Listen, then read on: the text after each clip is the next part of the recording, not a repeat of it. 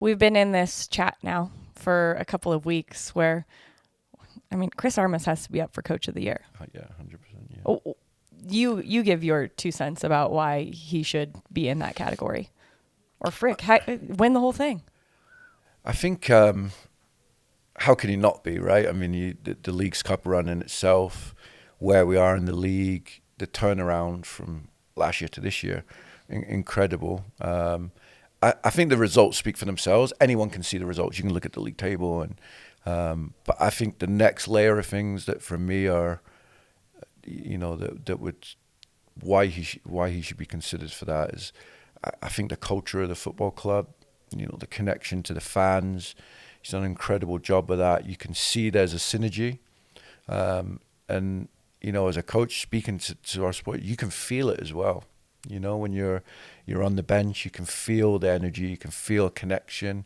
You see that at the end of the games as well. So I think that's been huge.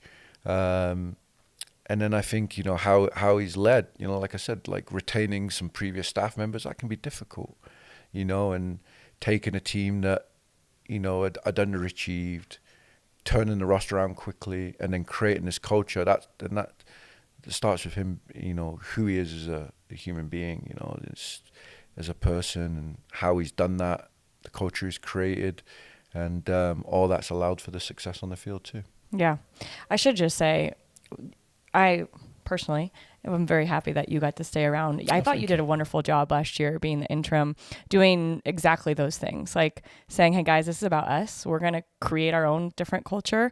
And you really drove the team last year at the end of the year. So I remember saying that to you at a Burgundy affair, and I mean it. And it's really nice that you're around. It looks like Drew is very happy that you're still around. Oh, of course. This club is so lucky to have Chris Little around because of he's just told us his path. Chris, I feel like, and I'm wired similarly, is a process guy.